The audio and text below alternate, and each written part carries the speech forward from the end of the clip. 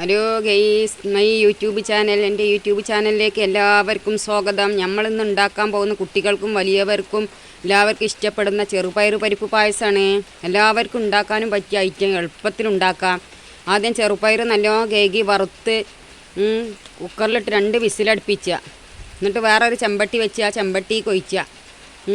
എന്നിട്ട് നമ്മൾ കുറച്ച് ഏലക്കപ്പൊടിയും പാലും ഒഴിച്ച. എല്ലാവരും തേങ്ങാപ്പാലിൽ ഉണ്ടാക്കണം. എനിക്ക് തേങ്ങ ഇല്ലാത്തതുകൊണ്ട് ആ തേങ്ങ കഴിഞ്ഞ്. അപ്പോൾ കുട്ടികൾ പെട്ടെന്ന് ഉണ്ടാക്കണം എന്ന് പറഞ്ഞപ്പോൾ പാലവിടെ ഉള്ളൂ. അപ്പോൾ പാലൊഴിച്ചതാണ്. അപ്പോൾ നിങ്ങളും പാലൊഴിച്ച. തേങ്ങാപ്പാൽ ഒഴിച്ചുകൊണ്ട് ആദ്യം 1-ാം പാലിൽ വേവിച്ചെടുത്തോണ്ടി. എന്നിട്ട് പിന്നെ 2-ാം പാലൊഴിച്ച. പിന്നെ അണ്ടിപ്പരിപ്പ്, മുന്തിരി, കൊട്ടത്തേങ്ങ അത് നെയ്യിൽ വറുത്ത് വെച്ചതാണത്. പിന്നെ ഈത്തപ്പഴമാണിത്. ഈത്തപ്പഴം കഴുകി ഒരു 6-7 ചുള ഈത്തപ്പഴം എടുത്ത് അത് നല്ലോണം കഴുകി വൃത്തിയാക്കി ചെറുതാക്കി കട്ട് ചെയ്തതാണ്. ഇത് വെന്തതിൻ്റെ ശേഷം അതിലേക്ക് ഇട്ട് കൊടുക്കുക. പിന്നെ നമ്മൾ ചക്കരപ്പാനി ഒഴിച്ച. ഒരു നുള്ളി ഉപ്പിടണം പായസത്തിൽ. ആരും ഉപ്പിടല്ലേ, നമ്മളിവിടെ ഉപ്പിടും. നിങ്ങളവിടെ ഉപ്പിടൂലെങ്കിൽ ഉപ്പിടണ്ട. ഉപ്പിടുകയാണെങ്കിൽ ഇടണം. ഉപ്പിട്ടാലേ ശർക്കരയും പാലും ചെറുപയർ പരിപ്പും എല്ലാം ബാലൻസായി നിൽക്കുള്ളൂ. എന്നെങ്കിൽ ആ പായസത്തിനൊരു ടേസ്റ്റ് കിട്ടുള്ളൂ.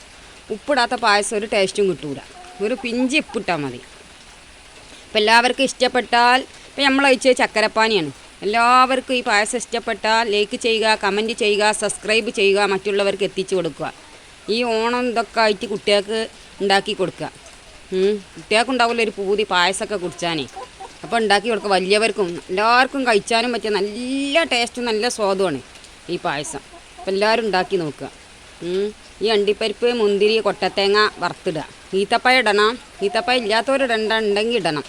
ഈത്തപ്പഴം ഇട്ട് വെക്കോണ്ടി. ആരും ഇതുവരെ ചെറുപയർ പായസത്തിൽ ഈത്തപ്പഴം ഇട്ടിട്ടുണ്ടാവില്ല. ഇട്ടുകാണ്ട് ഉണ്ടാക്കി വെക്കോണ്ടി. നല്ല സ്വാദാണ്.